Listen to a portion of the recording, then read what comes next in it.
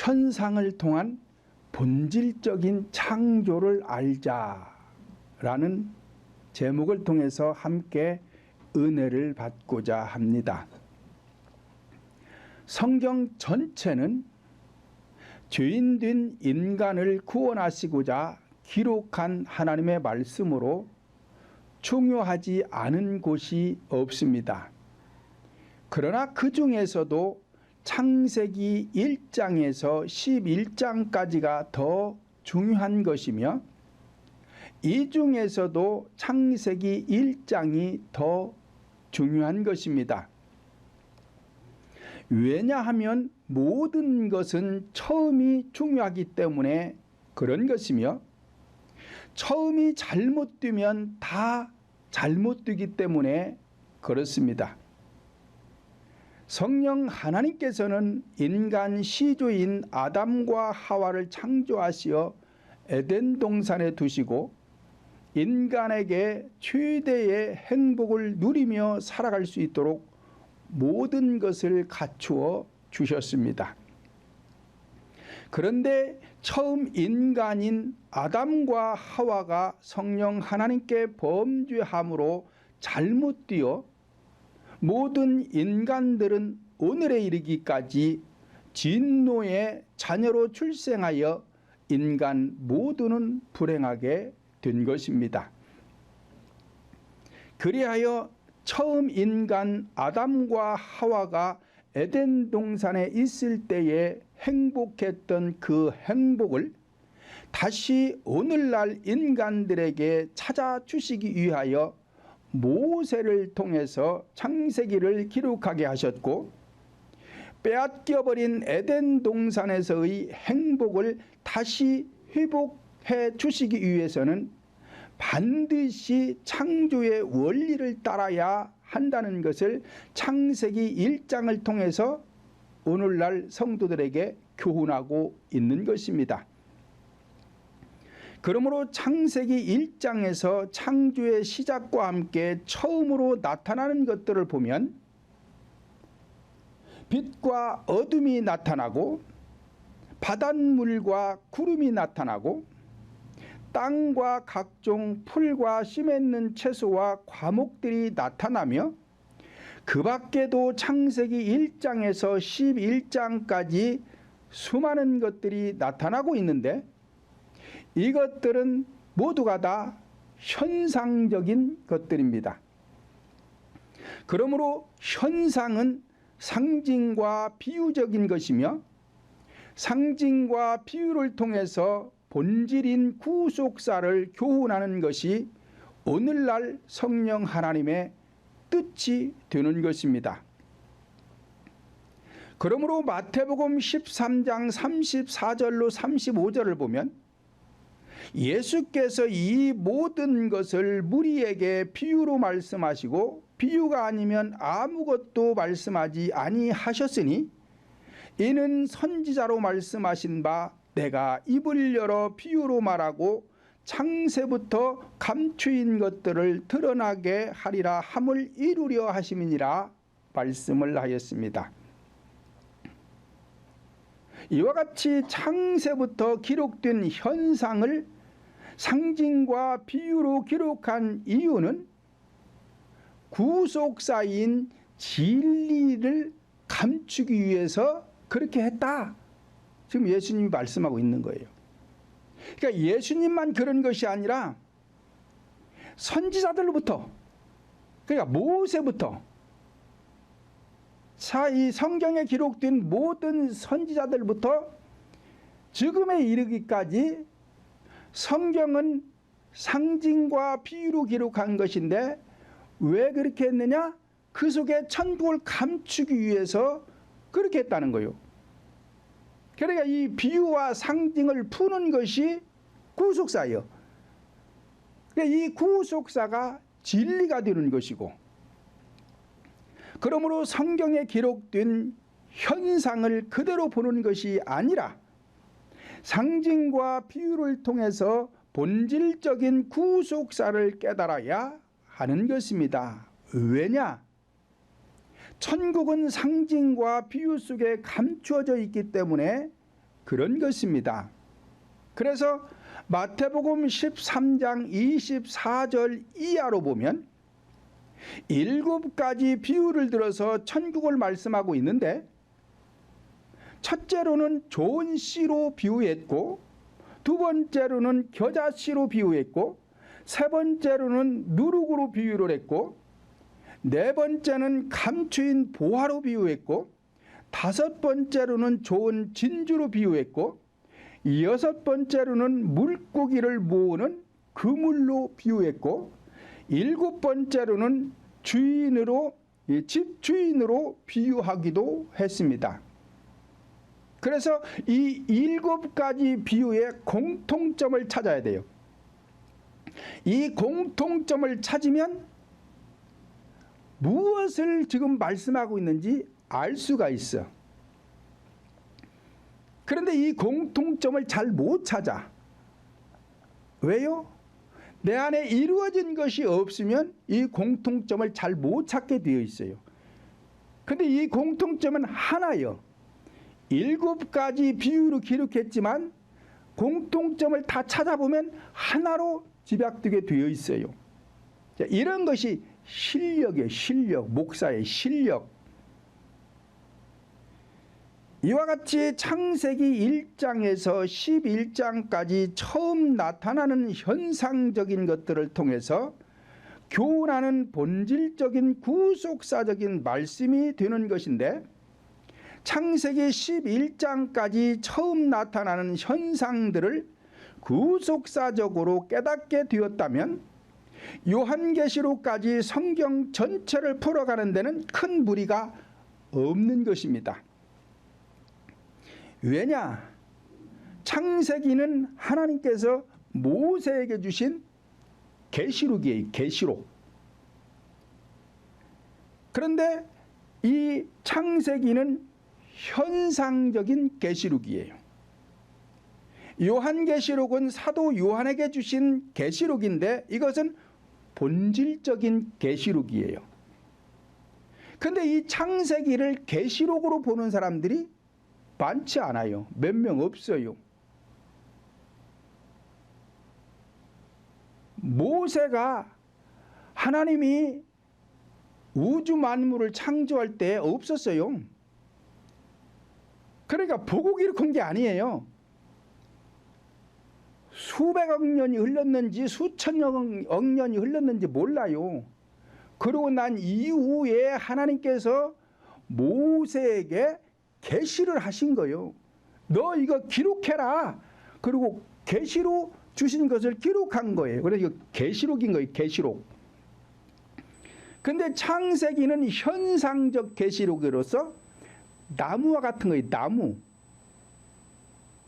요한계시록은 본질적 계시록으로서 열매와 같은 것이고, 그러니까 이 창세기에서 어떤 나무가 나타나면 요한계시록에 가서 그 열매가 나와야 돼. 그러니까 창세기를 설교해서 요한계시록에 가서 끝을 맺으려면은 그 과일이 나와야 된다 이 말이에요. 자, 감나무를 설명했으면 요한계시록에서 감이 나와야 되는데 그렇게 하는 사람들이 많지가 않아요. 감나무를 설명해 놓고 요한계시록에 가가지고서는 포도가 나오는 사람들이 있고, 창세기에서 포도나무를 갖다가 설교하면서 요한계시록에 가지고서는 엉뚱한 과일이 나오는 사람들이 많아요. 왜 그러느냐? 이걸 몰라서 그런 게, 못 맞춰서 그런 게, 못 맞춰서. 그래서 창세기에서부터 요한계시록까지는 무지개 언약이다 그런 거예요. 무지개 언약. 근데 이 창세기만 가지고 요한계시록의 열매를 내기가 어려워요. 그러니까 중간에다가 성경 66권이라는 말씀을 주신 거예요. 왜? 그거를 통해서 열매를 찾고 맺어가는 것을, 성장해 가는 것을 깨닫게 되는 거예요. 나무와 열매는 전혀 다릅니다. 전혀 다른 거예요. 그러니까 창세기와 요한계시록은 전혀 다른 거예요. 그러니까 이것을 오늘날 많은 사람들이 못 맞추기가 어려워서 그러니까 실력이 없는 사람들은 못 맞추는 거예요. 아무리 신학 박사가 되고 목사학 박사가 되고 뭔 박사가 되어도 이거 못 맞추는 거예요. 왜 못 맞추느냐? 내 안에 이루어지지 않아서 못 맞추는 거예요. 그러니까 내가 열매를 맺어보면, 이 속에 성령의 열매를 맺어보면, 이 과일이 어떻게 해가지고 이렇게 맺혀지는 그런 걸 알아요. 그러니까 이거 탁 맞출 수가 있는 거예요. 그렇지 않은 사람은 이거 못 맞춥니다. 그러니까 엉뚱한 소리들만 하고 있는 거예요. 그러므로 창세기를 통한 구속사를 모르면 요한계시록은 절대로 알 수가 없기 때문에 창조의 원리를 알기 위해서는 성경의 시작인 창세기 1장 1절과 2절을 반드시 알아야 돼요. 왜? 이게 첫 단추예요. 첫 단추. 이 첫 단추를 잘못 끼면 밑에 단추는 다 틀어지게 돼 있어요.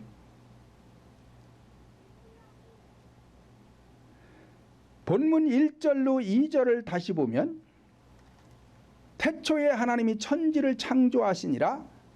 땅이 혼돈하고 공허하며 흑암이 깊음 위에 있고 하나님의 신은 수면에 운행하시니라 말씀을 하였습니다.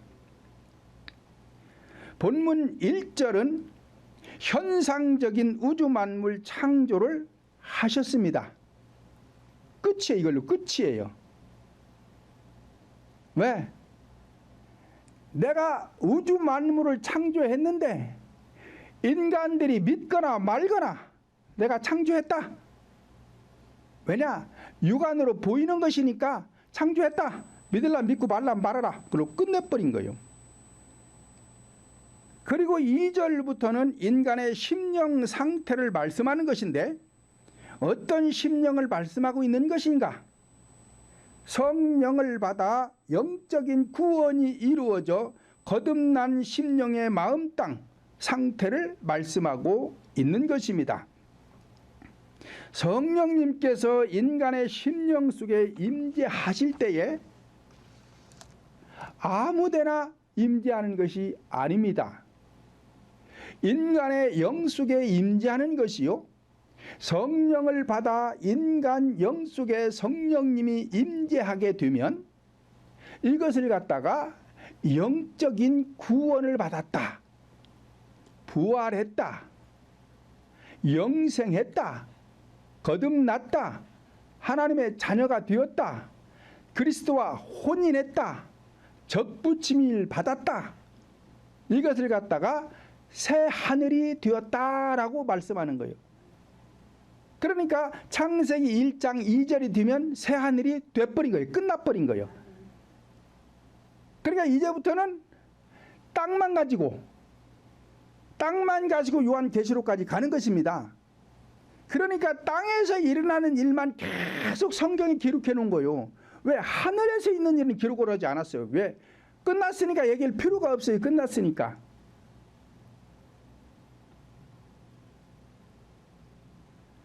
이와 같이 영적인 구원은 이리적으로 끝났기 때문에 새 하늘이 되어 하늘에 대하여는 더 이상 언급할 필요가 없는 것이며, 이때부터 인간의 마음 땅에 하나님의 나라를 창조하기 위하여 하나님의 신은, 즉 성령님께서 수면에 운행하신다.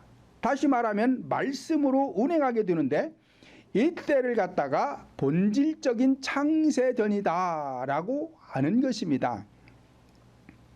그러니까 성령이 우리 인간 영 속에 임재를 해서 거듭나게 되면, 부활하게 되면, 새하늘이 되어버리면 성령이 내 안에 임재하는 건 끝나버렸어요. 한 번으로 끝나는 거니까, 육적으로도 인간이 한 번 출생하면 끝나는 것이지 두 번 출생하는 건 아니듯이 영적으로도 거듭나는 것은 한 번으로 끝나는 거예요. 그리고는 이제부터 무엇로 역사하느냐? 하나님의 신은 수면에 운행하신다는 얘기예요. 말씀으로 운행하는, 이때부터는 이제 말씀으로 운행하는 거예요. 그래서 에베소서 1장 4절로 5절을 보면, 곧 창세전에 그리스도 안에서 우리를 택하사 우리로 사랑 안에서 그 앞에 거룩하고 흠이 없게 하시려고 그 기쁘신 뜻대로 우리를 예정하사 예수 그리스도로 말미암아 자기의 아들들이 되게 하셨으니라고 하였습니다. 그러니까 성도들이 구원을 받으려면 자, 하나님께로부터 예정을 받아야 돼요. 예정을 받아야 돼. 아무나 구원하는 게 아니에요. 예정을 받아야 돼. 그래서 장로교 쪽에서는 예정론을 많이 얘기하는데 이 예정론을 제대로 알지도 못하면서 얘기를 해요. 그러면 하나님께서 교회 나온 모든 성도들을 예정하느냐? 그게 아니에요. 모든 성도들을 예정하는 게 아니고 그 기쁘신 뜻대로 행하는 사람을 예정한다. 지금 그러잖아. 예정한다. 그러면 그 뜻이 무엇이냐? 마태복음 7장 21절 보면 나더러 주여 주여 하는 자마다 천국에 다 들어갈 것이 아니요 다만 하늘에 계신 내 아버지의 뜻대로 행하는 자라야 들어가리라 말씀을 하였습니다. 그러니까 하나님 뜻대로 신앙생활을 하는 사람을 예정을 하는 거예요. 예정을. 그러면 그 뜻이 뭐냐? 그 뜻이 누가복음 3장 4절을 6절을 보면 선지자 이사야의 책에 쓴 바 광야에 외치는 자의 소리가 있어 가로되 너희는 주의 길을 예비하라. 여기서 예비하라 그러잖아. 예비하라. 이 길을 예비하는 사람을 예정하시는 거예요. 그의 첩경을 평탄케 하라. 모든 골짜기가 메워지고 모든 산과 작은 산이 낮아지고 굽은 것이 곧아지고 험한 길이 평탄해질 것이요 그리하면 모든 육체가 하나님의 구원하심을 보리라. 그게 앞에 과정을 해야 구원하심을 본다는 거예요. 그러니까 앞에 과정하는 것이 하나님의 뜻이요. 그 뜻을 행하는 사람을 예정하는 것이고, 그러니까 교회 나와가지고 무슨 박사학위를 받아서 목사님이 됐어요. 목회학 박사든 철학 박사든 무슨 신학 박사든 실천 신학 박사든 학위를 받아가지고 목회를 해도 이 뜻을 행하지 않으면 하나님께 예정하지를 않아요. 안 하는 거예요. 그러면 목사인 제가 이걸 몰라. 모르면 여러분들에게 가르쳐 줄 수 있는 게 없어요.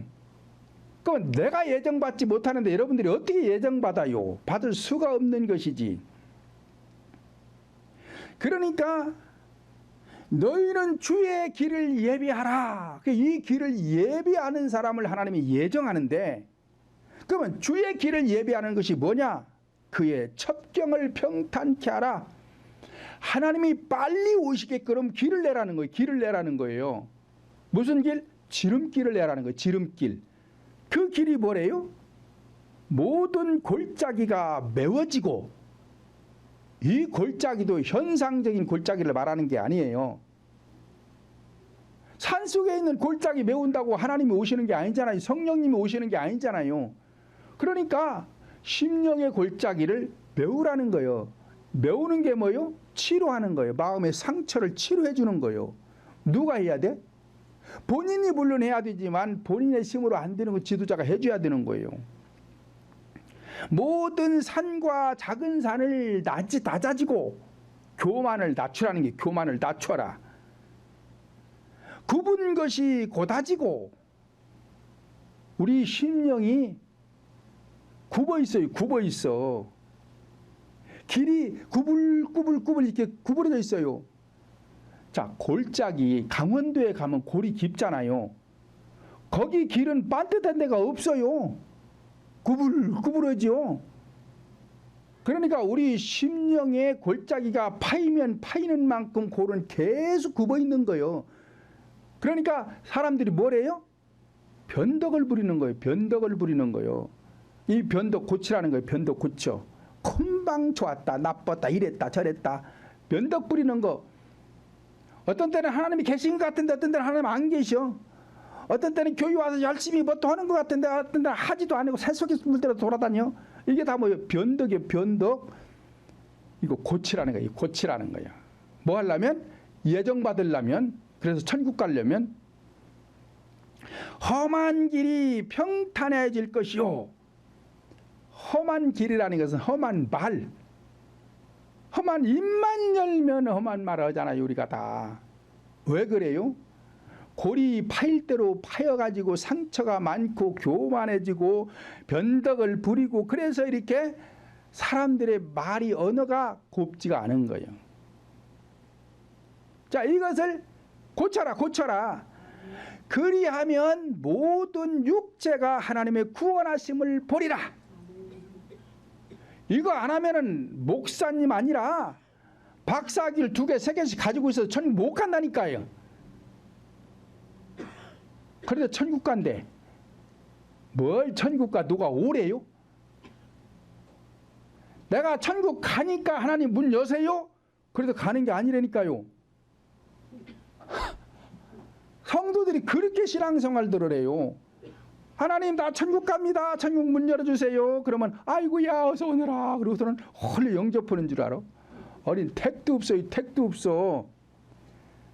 이렇게 길을 예배한 사람이 하나서 예정해가지고 하나님께서 오라고 해야 가는 것이지, 하나님께서 오라고 하지 않는데 어떻게 가요? 옆집도 문 열어줘야 들어가는 것이지, 옆집에서 문 안 열어주는데 내가 들어가면 절도 강도로 몰린다니까요. 주거 침입죄로 걸리는 거요. 근데 하물며 천국을 내가 가고 싶다고 가? 누가 오랴? 참. 하나님이 오라고 하면 못 가는 거예요. 그래서 이 길을 예배해야 되는 거예요.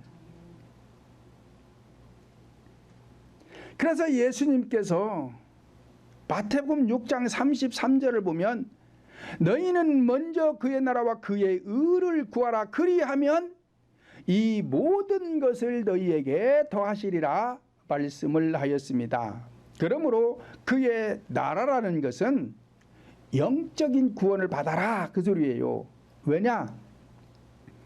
성령이 내 영속에 임재함으로 내 마음이 하나님의 나라가 되는 거예요. 자, 그랬느냐? 그렇다면 이제 그의 의를 구하라. 의를 구하는 것은 마음의 지경을 넓혀서 마음을 거룩하게 해 가거라 그 소리예요. 그러니까 마음의 지경을 넓히라는 거예요. 근데 마음의 지경은 이리적으로 끝나는 것이 아니라 점진적인 거예요.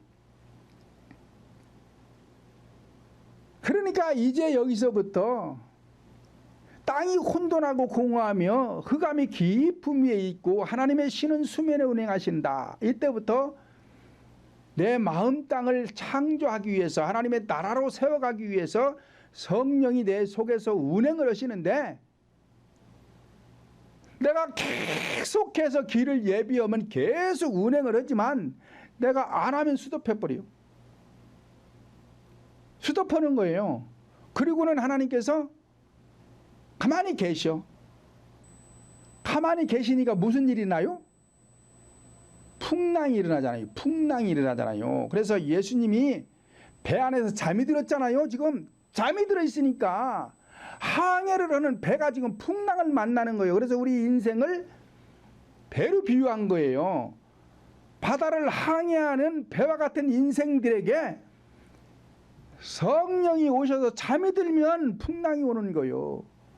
그러니까 죽을 지경이 이르는 것이고, 그러니까 잠들지 않도록 계속 마음의 지경을 넓혀서 하나님 뜻대로 길을 예배하고 가는 것이 동행하는 거란 말이에요. 동행. 고린도전서 15장 31절 보면 형제들아 내가 그리스도 예수 우리 주 안에서 가진 바 너희에게 대한 나의 자랑을 두고 단언하노니 나는 날마다 죽는다. 이와 같이 성령을 받아 그리스도 안에서 본문 2절의 상태가 되는 거예요. 자, 이때부터 성도들은 혼돈한 마음 땅에 질서를 세우고 말씀에 씨앗이 없는 공허한 마음 땅에 성령 하나님의 나라를 창조하기 위해서는 깊은 곳에 숨어있던 어둠의 세력, 악의 영들을 몰아내는 것입니다. 이때부터 몰아내는 거예요. 그러므로 첫째 날부터 심령 속에 들어온 성령의 빛을 통해서 어두움을 몰아내고 아침이 오도록 반복하는 것입니다. 반복. 자, 이스라엘 백성들이 가나안 땅에 들어가니까 아무도 없었던 것이 아니라 먼저 들어와서 살고 있던 7 족속들이 있었어요. 그 7 족속들이 뭐냐? 이 어둠의 세력들이 어둠의 세력들, 그러니까 몰아내라는 거예요. 몰아내라는 거요. 근데 이게 한 방에 그냥 싹 나가는 게 아니잖아요. 계속해서 여리고를 점령하고 또 이 아이성을 점령하고 계속 점령해 가잖아요. 이게 점진적으로 이루어지는 거예요. 그래서 우리 인간 속에는 성령이 임재하기 전에 먼저 들어온 세력들이 있는데 이것을 갖다가 어둠이다. 그래서 어둠의 세력이다. 그래서 이것들이 먼저 나가야 돼요. 그래서 첫째 날도 둘째 날도 셋째 날도 보면은 계속해서 어둠이 먼저 나와. 어둠이. 왜 어둠이 먼저 나오냐? 어둠이 먼저 와 있으니까 어둠이 먼저 나오는 거예요. 그래서 이것들이 나가야 빛을 받게 돼 있는 거란 말이에요. 시편 51장 5절 보면 내가 죄악 중에 출생하였으며 모친이 주중에 나를 잉태하였나이다 라고 하였습니다.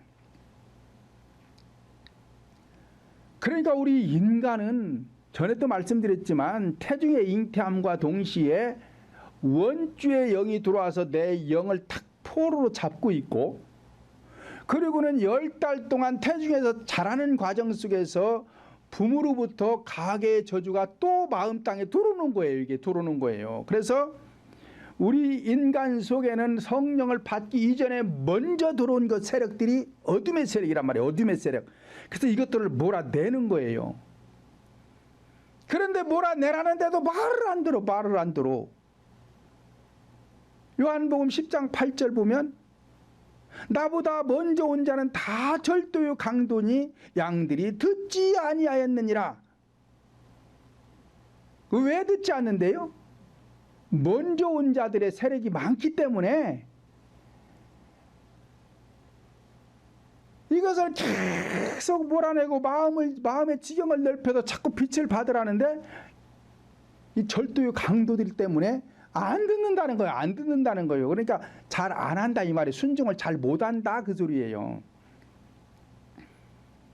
그래서 하나님의 말씀에 순종하기 위해서는 계속 악의 영을 몰아내고 빛이 들어오고 씨가 뿌려지고, 그래서 계속 몰아내가지고 생명이 100이라는 단계에 오면 이걸 갖다가 300이라 그래. 300. 그 100이라는 것은 히브리 원어로 자동이다 그래. 자동. 그러니까 내 안에 악을 몰아내고 성령으로 가득 채워져 충만하게 되면 이걸 100이다, 자동이다, 에녹이 되었다 그러는 거예요. 에녹. 그래서 300년 동안 하나님과 동행을 하잖아요. 자, 이 사람은 뭐요? 살아있는 사람이에요. 살아있는 사람. 이렇게 살아서 믿는 자는 너희가 죽지 않냐고 영원히 살 것이다 그러잖아요. 이게 살아서 구원받아 영원히 살아있는 사람을 말하는 거예요. 그러므로 첫째 날의 빛은 태양의 빛으로 현상적인 빛을 말하며 첫째 날을 통해서 넷째 날을 교훈하는 것입니다. 요한복음 1장 4절을 보면 그 안에 생명이 있었으니 이 생명은 사람들의 빛이다. 그러니까 창세기 1장에서 태양이 떠올랐는데 이 태양을 갖다가 하나님이라고 그러는 건데 이것을 다시 넷째 날에 와가지고 말씀을 합니다. 본문 16절과 19절을 보면 하나님이 두 큰 광명을 만드사 큰 광명으로 낮을 주관하게 하시고 작은 광명으로 밤을 주관하게 하시고 또 별들을 만드시고 저녁이 되며 아침이 되니 이는 넷째 날이라 말씀을 하였습니다. 그래서 이 큰 광명이라는 것은 현상적으로 태양을 말해요. 태양. 그런데 본질적으로는 하나님을 뜻하는 거예요. 작은 광명이라는 것은 오늘날 교회 지도자를 말하는 거예요. 그러니까 현상적으로도 달을 말하는 건데 이 달이라는 것은 자기가 직접 빛을 발하는 게 아니라 태양을 받아가지고 빛을 발사하는 거예요. 마찬가지로 교회 지도자는 하나님의 빛을 받은 자로서 빛을 여러분들에게 전파하는 거거든요. 자, 이렇게 해서 여러분들에게 빛을 받게 하는 것이 별이요. 별, 성도. 그래, 빛을 받은 자가 빛을 전파할 수가 있는 것이지 빛을 받지 않으면 빛을 전파할 수가 없는 거예요. 그러므로 첫째 날의 창조는 현상적인 창조로 우주 공간을 말씀하는 것이지만 넷째 날의 창조는 인간의 본질인 심령 속의 창조를 교훈하고 있는 것입니다. 그런데 이 히브리 원어에는 창조가 세 가지 창조가 있는데 첫째 창조는 빠라 창조. 근데 이것은 무에서 유를 창조하는 창조로서 우주 만물을 창조하기 이전의 상태의 창조를 빠라 창조라고 그러는 거예요. 두 번째로는 아사 창조가 있는데 이 아사 창조는 있는 재료를 가지고 다시 창조하는 것을 아사 창조라고 그러는데 흙이 먼저 있었죠. 그러니까 이 흙을 가지고 빚어서 사람을 만들었잖아요. 그러니까 우리 인간 창조는 아사 창조요. 아사 창조. 또 아담의 갈비뼈를 취해서 하와를 만들었잖아요. 이것도 아사 창조예요. 이것도 있는 재료를 가지고 다시 창조하는 걸 아사 창조다. 세 번째 창조가 있는데 이 세 번째 창조는 야찰 창조라고 하는데 이 야찰 창조는 함께하는 창조다. 누구와 함께해요? 인간과 하나님이 함께하는 창조다. 근데 이 창조는 어디에다 하느냐? 사람 심령 속에 하는 창조, 영적인 창조를 야찰 창조다 그러는 거예요. 그래서 하나님은 절대로 우리 인간 속에다가 독단적으로 안 해요. 안 하시는 거예요. 아무리 전지전능하신 하나님이라도 안 해요. 그래서 바울 사도가 계속 그러는 거예요. 내가 그리스도와 함께 그리스도 안에서 무엇을 함께 계속 그러는 거예요. 그러니까 하나님이 나와 함께 해주시지 않으면 아무것도 안 되는 것이고 내가 하려고 노력할 때 하나님이 도와주는 것이지 내가 노력하지 않으면 안 도와주시는 거예요. 하나님은요. 그런데 마치 성도들이 전지전능하신 하나님이니까 나는 동쪽으로 가려고 그러면 하나님이 잡아다가 서쪽으로 갖다 놓고 내가 서쪽으로 가려고 그러는데 하나님이 잡아다가 동쪽으로 갖다 놓고 그러는 줄로 알아? 절대 그런 거 없습니다. 구원이라는 것도 내가 교회를 나왔으면은 구원 받고자 애쓰고 힘을 써서 하나님의 뜻대로 길을 예비해야 하나님이 나를 예정해 주시고 이 예정된 자를 택해서 하나님이 구원해 주는 거예요. 그러니까 우리를 예정하사 그리스도로 말미암아 자기의 아들들이 되게 했다 그러잖아요. 아들이 뭐예요? 구원받은 것이죠. 그래, 그렇게 안 하면 안 되는 거예요. 그런데 오늘날 교회 나와가지고 그냥 교회만 나오면 구원받았다 믿어라 확신을 가져라 이렇게 가르치는 사람들이 있는데 이런 사람들은 큰일 날 사람들이에요. 큰일 날 사람들이요. 두 번째로는 본문 6절로 8절을 보면 하나님이 가라사대 물 가운데 궁창이 있어 물과 물로 나누게 하리라 하시고 하나님이 궁창을 만드사 궁창 아래의 물과 궁창 위의 물로 나누게 하심에 그대로 되니라. 하나님이 궁창을 하늘이라 칭하시니라. 저녁이 되며 아침이 되니 이는 둘째 날이라 말씀을 하였습니다. 성령 하나님께서 궁창 아래의 물과 궁창 위의 물로 나누셨는데 이것을 갖다가 비진리와 진리를 뜻하는 거예요. 그러니까 이 바닷물이라는 것은 아무리 깨끗해도 식수로 사용할 수가 없어요. 왜 그러느냐? 섞여서 그래요. 뭐가 섞였어요? 염분이 섞여서, 염분이. 그래서 이 바닷물을 갖다가 비진리라고 상징하는 거예요. 그래서 이 비진리에서 나와야 돼. 빠져나와야 돼. 이 빠져나오는 게 뭐요? 구름.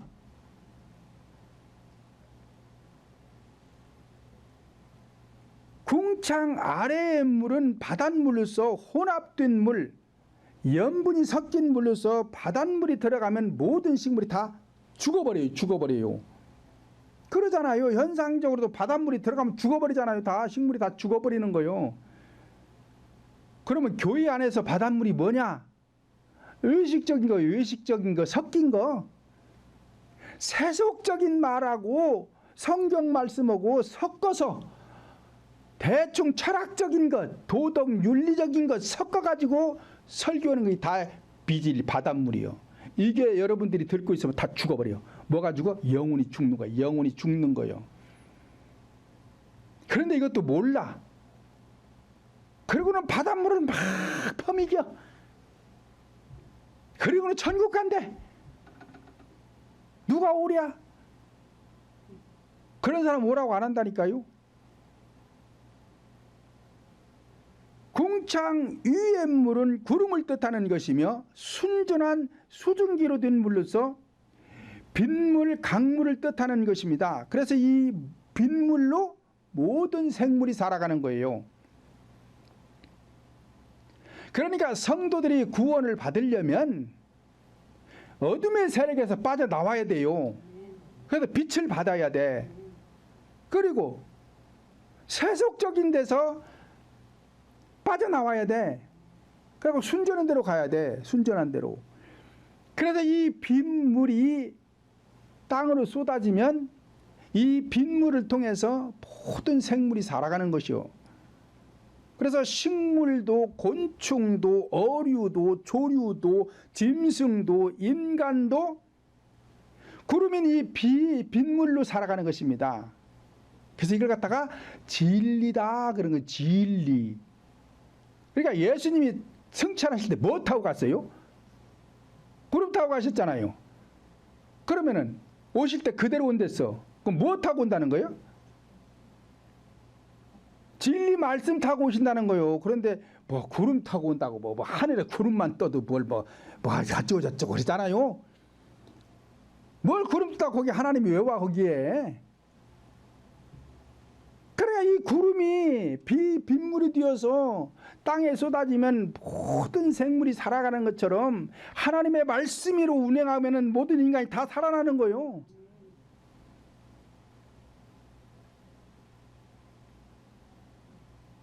이게 설득력이 있어요.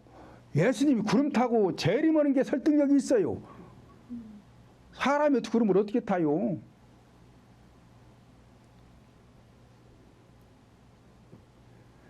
그러므로 둘째 날을 통해서 다섯째 날을 교훈하는데, 다섯째 날을 보면은 본문 20절 23절 보면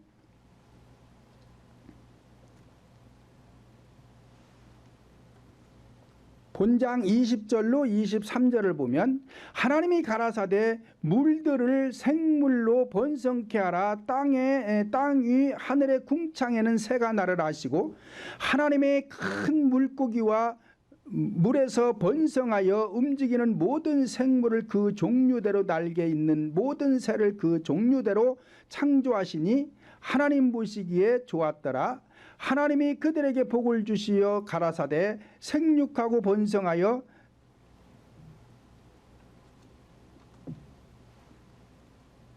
좀 잘못 읽은 것 같아요. 잘못 읽은 것 같은데 그러므로 둘째 날을 통해서 다섯째 날을 교훈하는데 물이 있으니 물고기를 창조하셨고 아직은 바닷물과 바다 물고기만 있었지 현상적인 바다 물고기는 구원을 받지 못한 세속적인 사람을 뜻하는 것입니다.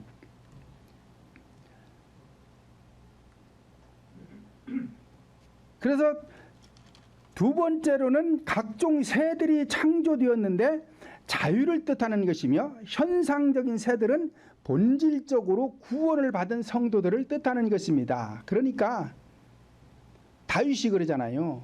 내가 웅덩이에서 건짐을 받았다. 그러니까 이 바닷물이라는 것은 웅덩이를 말하는 것이고, 여기서 바다 물고기는 구원받지 못한 사람들을 말하는 것이고, 구원받게 되면 새가 되어서 공중에 날아다니는 자유를 얻었다라고 얘기를 하는 것입니다. 그러니까 교회는 진리는 자유케 한다 그러잖아요. 진리는 자유케 한다. 그러니까 바닷물 속에 들어있는 이 어둠의 세력이 세속적인 인간들이 구원을 받으면 새로 비유를 하는 거예요. 진리에서 구원을 받는 것인데, 이것이 뭐냐? 주에서 구원받았다. 주에서 자유함을 받았다.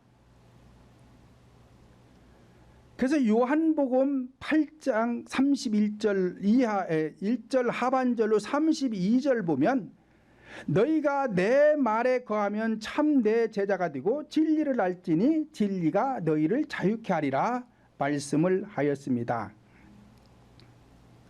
그러니까 자유라는 것은 다른 것이 아니에요. 내 안에 있는 죄악이 떠나가면 거기에서 자유함을 얻는 거예요. 그래서 혈기 부리던 사람이 혈기를 안 부리면 혈기로부터 자유함을 얻은 것이고, 짜증을 내던 사람이 짜증이 떠나가고, 떠나가는 건 뭐예요? 어둠이 지금 떠나가는 거예요. 어둠이 떠나가는 거예요. 떠나가면은 짜증을 안 부리니까 자유함을 얻게 되는 것이고, 그래서 내가 나를 다스리게 되는 거예요. 내가 나를 다스리게 되는 것이 복이요. 복. 최대의 복이요. 인간에게 최고의 복인 거요. 내가 나를 다스리지 못해서 화를 내고, 다스리지 못해서 혈기를 부리고 짜증을 내고 교만하고 시기질투하고 그러는 거거든요. 그러니까 하나님께서 아담과 하와를 창조하시고 그들에게 복을 주어 가라사대 다스리는 복을 주셨잖아요. 그러니까 이건 현상을 통해서 본질을 교훈하는 거라. 나를 다스리면 현상도 다 다스리게 되는 거예요. 다스리는 복이 최고의 복인 거예요. 내가 나를 다스리려면은 이 어둠의 세력에서 벗어나야 되는 것이죠. 셋째 날을 보면 본문 11절로 13절을 보면, 하나님이 가라사대 땅은 풀과 씨 맺는 채소와 각기 종류대로 씨 가진 열매를 맺는 과목을 내라 하시매 그대로 되어 땅이 풀과 각기 종류대로 씨 맺는 채소를 각기 종류대로 씨 가진 열매 맺는 나무를 내니 하나님 보시기에 좋았더라. 저녁이 되며 아침이 되니 이는 셋째 날이라 말씀을 하였습니다. 자, 땅이 드러나고 풀과 각종 씨 맺는 채소와 씨 맺는 과목들이 살아나게 되는 것은 바닷물 속에서는 살 수가 없지요. 그러니까 이 바닷물이 물러가고 묻이 드러나잖아요. 묻이 드러나. 자, 이 얘기를 예수님이 씨 뿌리는 비유에서 똑같이 말씀을 하시는 거예요. 길가와 같은 밭을 갈아엎고 돌을 주워내고 풀뿌리를 제거하고 좋은 땅이 된 곳에 100배, 60배, 30배 결실할 수 있다 그랬잖아요. 똑같은 얘기예요. 그러니까 이것도 어둠의 세력인 세속적인 것이 내 안에서 물러나고 묻이 드러나야 돼. 땅이 드러나야, 좋은 땅이 드러나야 여기서 과목이 나는 것입니다. 그런데 땅이라는 것은 바닷물이 반드시 물러가야 되는데, 마음 땅에도 이 어둠의 세력 악의 영이 떠나가면, 앞에서 말씀드린 대로 혈기란 놈이 떠나가면 혈기가 붙들고 있던 마음 땅은 좋은 땅으로 드는 거예요. 이곳에 생명이 살아나는 것이고, 그러니까 여섯째 날에 와가지고 각종 짐승들이 나타나면서 사람을 창조하셔요. 근데 이 짐승의 육체가 땅이잖아요, 땅. 그러니까 셋째 날에 이 땅은 짐승의 육체를 말하는 것이고, 이 짐승의 육체가 생명이 살아남으로 인해서 사람이 되는 거예요, 사람이. 자, 이걸 복이다라고 해요, 복. 그러니까 우리 인간은 태중에서부터 앞에 말씀드린 대로 짐승의 육체를 가지고 태어나는 거예요. 현상적으로는 사람인데 하나님이 보시는 관점, 이 영혼은 짐승의 육체를 가지고 태어난다 이 말이에요. 왜요? 영은 원주의 영이 붙들었죠. 혼은 가계의 주가 붙들었죠. 그래서 죄인으로 출생을 했기 때문에 우리 인간 편에서는 사람이지만 하나님 편에서 볼 때는 짐승의 형상을 했다라고 하는 거예요. 그래서 이 짐승의 형상이 앞에서 말씀드린 구원의 조건을 갖추어서 구원을 받게 되면 이제 사람이다 불러준다. 이래서 이것이 복이다라고 하는 것입니다. 창세기 5장 1절 2절 보면 아담 자손의 계보가 이러하니라.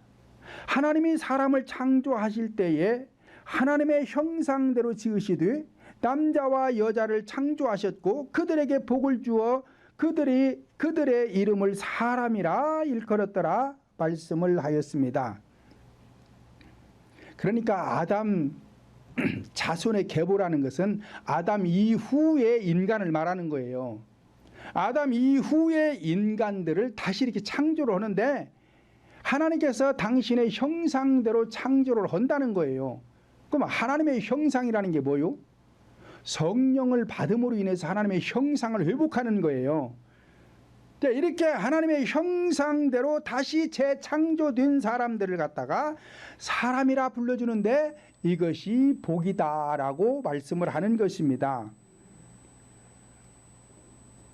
그러므로 성령님을 영접하여 하나님의 형상을 입어야 사람이라 불러주는 것이고, 하나님께서 사람이라고 불러줘야 하나님의 자녀가 되는 것이고, 하나님의 자녀가 되는 자에게 본질적인 심령의 창조를 하시는 것입니다. 그러므로 우리 모두는 짐승의 형상을 벗어버리고 어둠의 세력을 벗어버리고 하나님의 형상을 입어 하나님의 자녀로서 하나님의 심령 속의 나라가 창조되시기를 예수님의 이름으로 축원을 드립니다.